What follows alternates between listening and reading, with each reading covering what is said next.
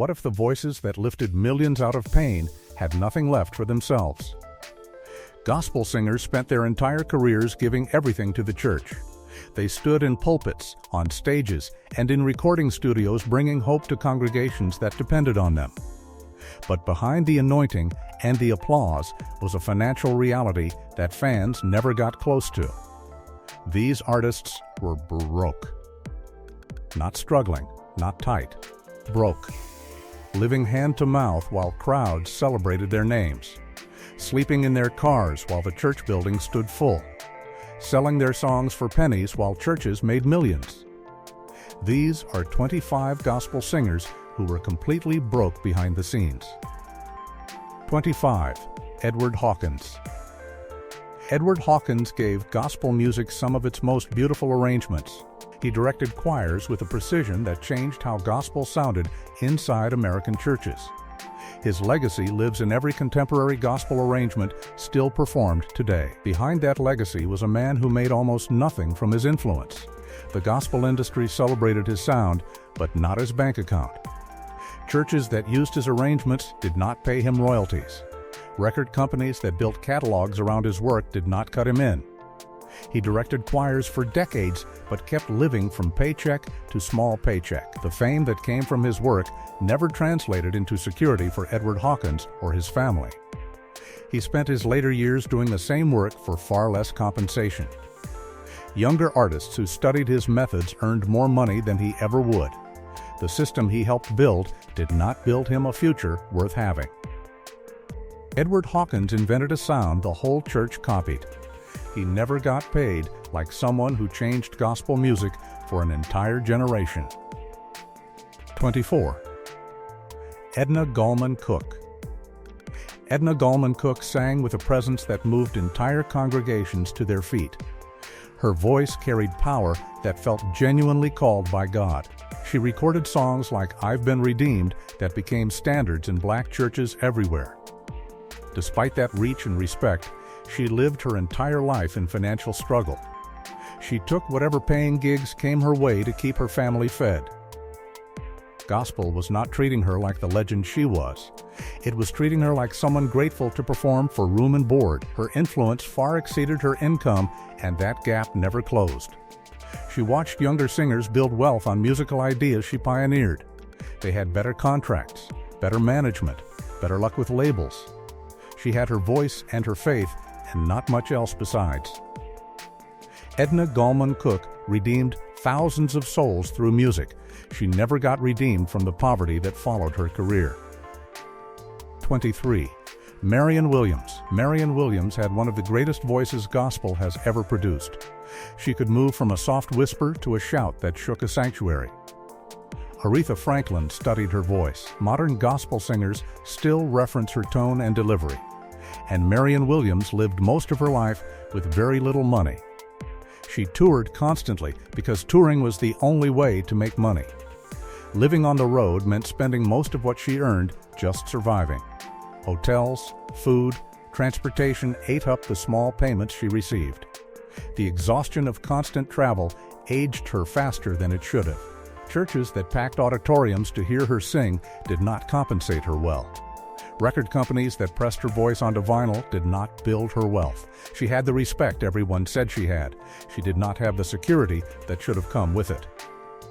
Marion Williams was too great to be forgotten and too poor to be remembered the way she deserved. Before moving ahead, take a quick second to subscribe to the channel and stay tuned for the next story. 22. Brother Joe May. Brother Joe May was known as the Thunderbolt of the Middle West. His voice could shake the walls of any building he sang inside. Congregations traveled miles just to hear him perform. Albertina Walker personally brought him into the gospel industry because she believed in his gift. None of that belief translated into him getting paid fairly for his work. He sang at church after church, revival after revival, recording session after session. The churches got the anointing. Brother Joe May got a small offering. The record companies got the music. He got a fraction of what it was worth. He spent his life on the road performing and came home with almost nothing. His influence shaped how male gospel singers approached their craft for generations. Singers who came after him built careers on vocal techniques he pioneered. They had better contracts, better management, better financial outcomes. He had the gift and the poverty that came with having it in an industry that did not value black artistry. Brother Joe May was a thunderbolt that lit up gospel music. He lived his whole life in the dark financially. 21. Bessie Griffin. Bessie Griffin was a powerhouse vocalist who sang with absolute conviction. Her voice commanded respect in any room. She performed at the highest levels of gospel music during its golden era. She also spent much of her career struggling to cover basic living expenses while building a legacy everyone else profited from. She took recording deals that gave her almost no royalties. She performed at venues that paid her pittance while charging audiences full price. She watched the business side of gospel operate without her receiving a fair share. The music industry was making money on her voice. She was barely making rent. Gospel singers of her era were not educated in contract law or financial management. They were taught to trust their leadership and not ask questions. That trust cost them everything. Bessie Griffin paid that cost for her entire career. Bessie Griffin's voice was worth millions. She lived like someone worth almost nothing.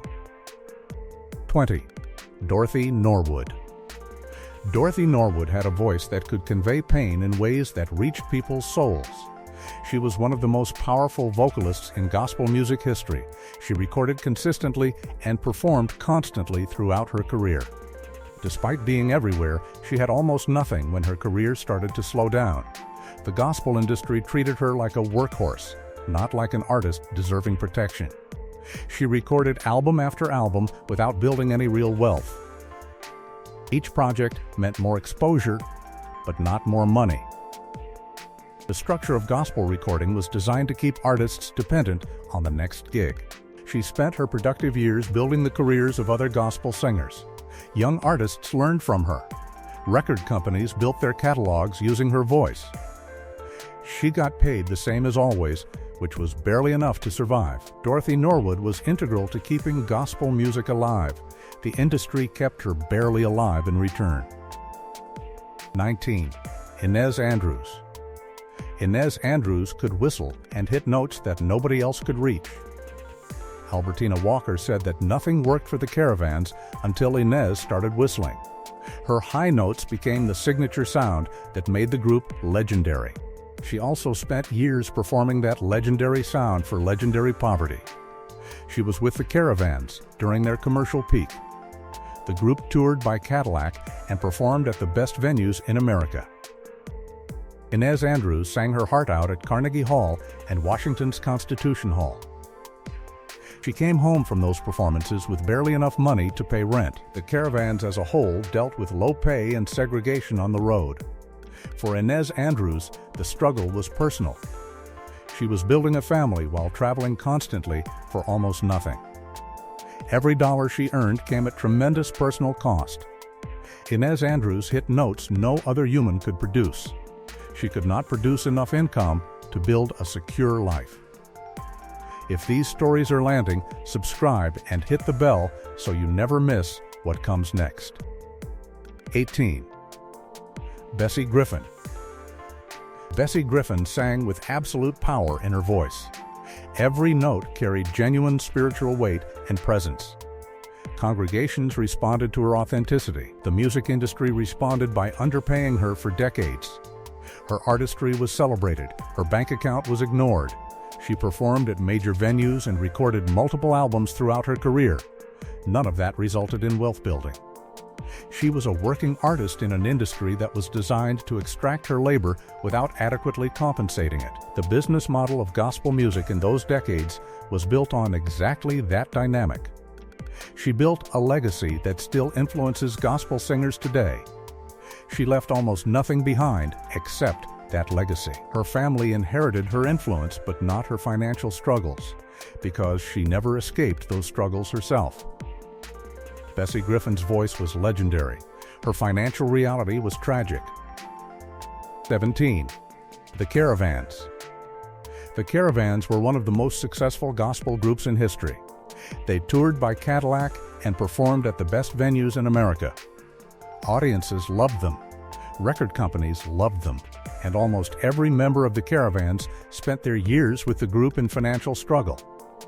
They toured constantly because that was the only real money to be made. Roads were segregated, so they could not always eat at normal restaurants. Hotels were segregated, so they paid premium prices for inferior rooms. Every dollar they earned got eaten up by the cost of surviving while traveling. Their record deal did not make them wealthy. Their touring did not make them wealthy. Their influence absolutely did not make them wealthy. They were some of the biggest names in gospel music history, and most went broke. The Caravans changed gospel music forever. They could not change their own financial circumstances. 16. Reverend William Herbert Brewster. Reverend William Herbert Brewster was called the political radical of gospel music. He wrote songs that addressed civil rights directly. He used gospel music as a tool for liberation and justice. He was also almost completely broke through most of his career, despite being one of gospel's greatest composers. His songs were performed by the biggest artists in gospel. They sold millions of records. Brewster got almost nothing from that commercial success. The songwriting royalties and publishing deals were structured in ways that kept money flowing away from him. He spent most of his life working as a pastor. The music he created was secondary income that barely added to his pastor's salary. His contributions to gospel music were enormous. His compensation was minimal and disconnected from his actual influence. Reverend William Herbert Brewster wrote the soundtrack to the civil rights era. He lived in poverty while others profited from his vision. 15. Jackie Clark Chisholm. Jackie Clark Chisholm was the oldest of the Clark sisters. She sang with tremendous power and grace. The group achieved international success and won multiple Grammy Awards.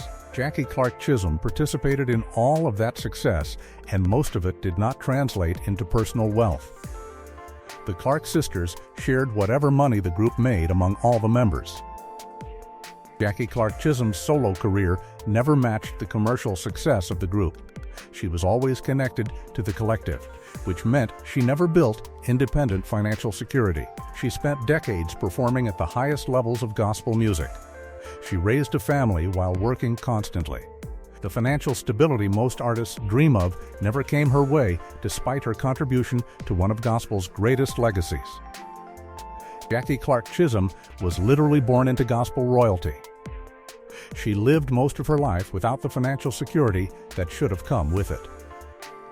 14. Dorinda Clark Cole. Dorinda Clark Cole has been a member of the Clark sisters her entire adult life. She has performed at the most prestigious venues in the world. She has won Grammy Awards and Stellar Awards. For much of her career, she struggled financially despite all of that professional success. The Clark sisters' business model meant shared income that never grew proportionately with their fame. Her solo career, while successful within gospel, did not match the commercial strength of the group. She was trapped between two income sources, neither of which truly sustained her. She dealt with serious health challenges during her performing years. Medical bills took what little money she had. She continued performing out of necessity, not choice. The financial pressure never let up, even as her star rose. Dorinda Clark Cole has delivered some of gospel's greatest performances. She has delivered them from a place of constant financial stress. 13. Denise Clark Bradford. Denise Clark Bradford left the Clark sisters in 1986 to escape the control and financial structure she saw destroying her family. She wanted to build her own career, her own life, her own financial security. Instead, she spent years building a ministry and a solo career that never provided the stability she sought. Being outside the Clark sisters group meant no major label support. Independent gospel artists in that era faced extreme difficulty getting radio play or recording deals. She had left the group to be free. Freedom in gospel music often meant poverty in reality. She moved to California and began ministry work that did not pay. She raised children on an income that came almost entirely from small performances in church work. The break she made from her family was also a break from the modest income the group provided. Denise Clark Bradford sought freedom from the Clark sisters' machine. She found financial struggle instead. Drop a comment and tell us which story surprises you most. And subscribe for more gospel music truths. 12. Karen Clark Sherd. Karen Clark Sherd is the youngest Clark sister. She became a successful solo artist in her own right. She has won Grammy Awards and Stellar Awards. She has built a ministry alongside her music career. And for years she juggled multiple income sources that never quite added up to true security. As the youngest sister, she came into a family business that was already structured in particular ways. She was brilliant enough to build her own solo career. That solo career, while respected in gospel, never matched the commercial power of the group as a whole. She became a pastor's wife and a mother while maintaining her recording career. Each role took time and energy. Each role contributed to her family, but not necessarily to building personal wealth. She was always doing multiple things because one income stream was never enough. Karen Clark Sherd is one of gospel music's true talents. She has never had to stop working because one job paid enough to live on. 11. Twinkie Clark. Elbernita Twinkie Clark was the musical genius of the Clark sisters. She wrote, arranged, produced, and conducted while her sisters performed. That immense workload fell almost entirely on her shoulders. She also never built the personal wealth that her contributions should have guaranteed. She was traveling constantly with her mother serving the Kogic music department. She was responsible for maintaining the group's musical direction. She was the engine that kept everything running, and she was paid like an employee of a family business, not like the genius designer of that business. When she finally stepped away from the group to start her own ministry, the transition was difficult financially. She had been tied to the group's income and suddenly had to build independently. The financial struggle continued even after she separated from the family project that had demanded everything. Twinkie Clark did more to shape gospel music than almost anyone in the genre. She never got compensated like someone who shaped an entire sound. 10. Sally Martin. Sally Martin co-created the Gospel Highway Circuit with Thomas Dorsey. She was instrumental in building the entire infrastructure of how gospel music got performed and distributed. Without Sally Martin, gospel touring as an industry would not exist. She was also nearly broke through most of her career. She worked with Thomas Dorsey to create the gospel circuit. That circuit made money for many people. Sally Martin's cut of that money was minimal. She had built a system that generated income for everyone but herself. Her contributions were enormous. Her compensation was not. She managed artists and organized tours and created the business model that sustained gospel music. She received almost nothing from the millions her system generated. She was essential to gospel music's entire commercial infrastructure. She lived like someone who had contributed almost nothing to the genre. Sally Martin built the gospel music highway. She died without enough money to show she had built it. 9. Brother Thomas A. Dorsey. Thomas A. Dorsey is called the father of gospel music. He wrote over 3,000 songs. He co-founded the National Convention of Gospel Choirs and Choruses. He shaped the entire sound of modern gospel through his arrangements and compositions. He also spent much of his life struggling financially despite building an empire. When he first started working as a church musician, the salary was so small he had to go back to playing blues clubs to make ends meet. He was literally creating the sound that would define gospel music while living in poverty. His early years were marked by constant financial struggle while doing revolutionary work. Even as his influence grew, he was not compensated at the level his contributions warranted. He saw other musicians and producers build wealth off his innovations. His own wealth did not keep pace with his influence. He was inventing a sound that would make others rich while struggling to pay his own bills. Thomas A. Dorsey fathered gospel music. He lived like someone's orphan child struggling to survive. 8. James Cleveland. James Cleveland was called the King of Gospel. He shaped the modern gospel choir sound. He produced some of gospel's most recorded and celebrated albums.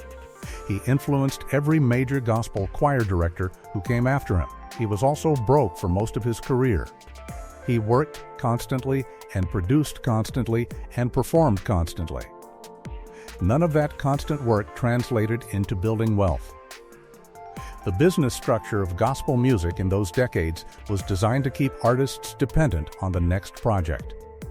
James Cleveland was trapped in that system just like everyone else. He died without the financial security that should have come from being the most influential gospel figure of his era.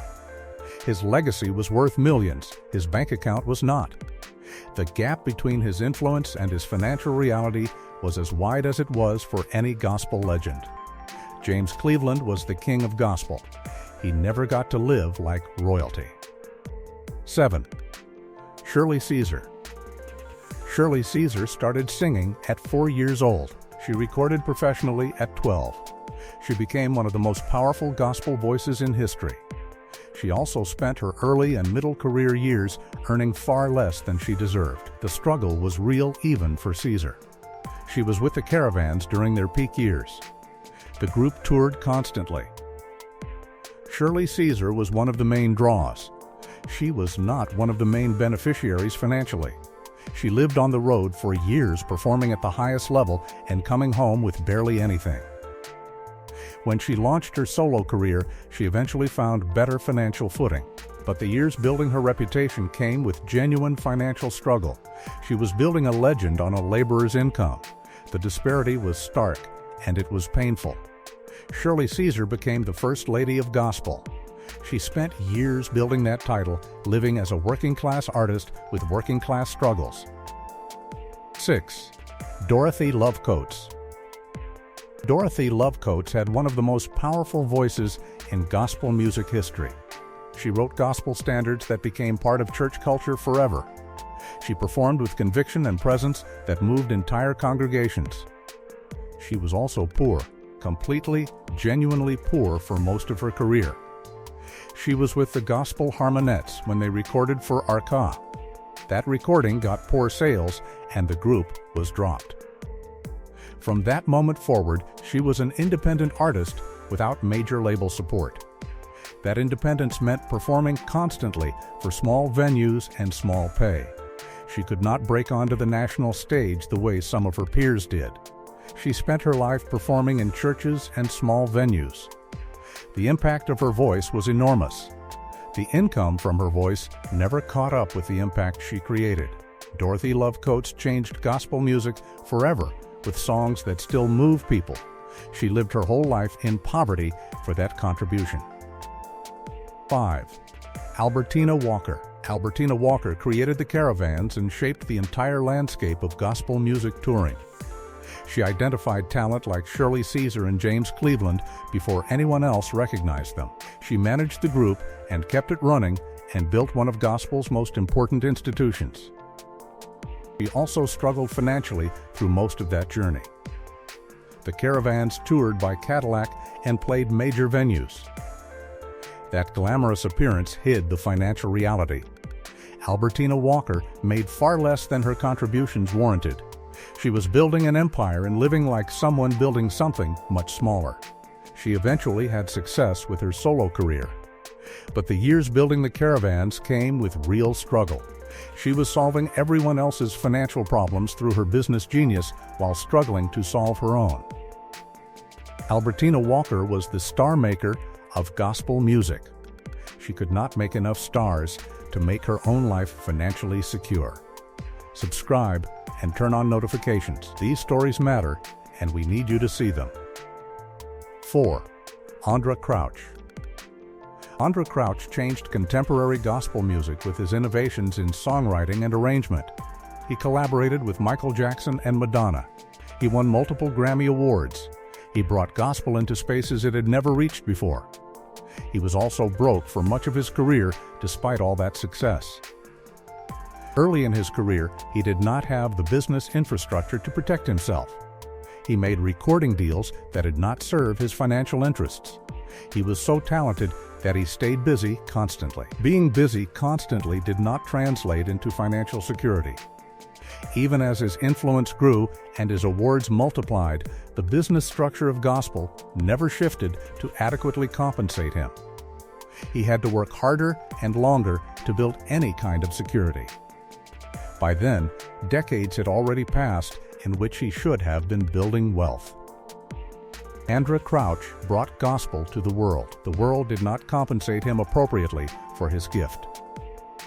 3. Rance Allen. Rance Allen and the Rance Allen Group pioneered a new sound in gospel music. They brought R&B influence into gospel at a time when that was controversial. They were young and innovative and genre-changing. They were also not equipped to navigate the business side of the music industry they were transforming. They signed deals that looked good on paper but did not protect their financial interests. They toured constantly because touring was where the money was. The money was there, but only in small amounts spread across many people. Rance Allen was building his legend while struggling financially. His influence on gospel music is undeniable. His influence on his own financial security was almost non-existent. He spent years doing incredible work for minimal compensation. The gap between his contributions and his paycheck was wider than it should have been. Rance Allen changed the direction of gospel music. He never changed his own financial circumstance significantly. 2. Mahalia Jackson. Mahalia Jackson is remembered as gospel's greatest voice. She performed at presidential inaugurals. She sang at the March on Washington. She won Grammy Awards and was celebrated internationally. Behind that fame and respect was a woman who dealt with serious financial struggles. Early in her career, she had to fight for fair recording deals. The industry wanted her voice, but not her financial well-being. She eventually built some financial security through her career, but the early years were marked by real struggle despite her obvious talent and drawing power. Even at her peak, she was fighting for fair compensation. The music industry was extracting value from her voice without appropriately returning it. She was so famous and so respected that the struggle was less visible. It was not less real. Mahalia Jackson was gospel's greatest voice, singing songs about deliverance. She spent years fighting for her own deliverance from financial struggle. 1. Thomas A. Dorsey. Thomas A. Dorsey was the father of gospel music. He invented the sound that every gospel choir still uses. He wrote 3,000 songs. He influenced every gospel musician who came after him. He also lived much of his life in poverty. That contradiction sits at the heart of gospel music's entire business model. Dorsey went back to playing blues clubs to make money while inventing gospel music. He was literally in two worlds, unable to fully survive in the sacred one he was creating. His story is the blueprint for every gospel musician after him. They all inherited his genius and his financial struggle. The father of gospel music died having built something that outlasted him. His own financial security did not outlast him. It barely existed while he was alive. Thousands of musicians have built successful careers on the foundation he laid. He laid it from poverty. Thomas A. Dorsey is remembered as a legend. He lived as a struggling musician who happened to be changing the world. 25 gospel singers who gave everything to an industry that did not give back. The voices that lifted millions never lifted themselves. The songs that saved lives did not save the financial lives of the people who sang them. Gospel music has always been about faith. These artists demonstrated that faith while the industry broke their banks. That is the cost nobody talks about. That is the cost these 25 paid. How many gospel singers from your childhood struggle financially? Drop your stories in the comments. And if you believe gospel music's financial structure needs to change, subscribe and help us tell these stories the world needs to hear.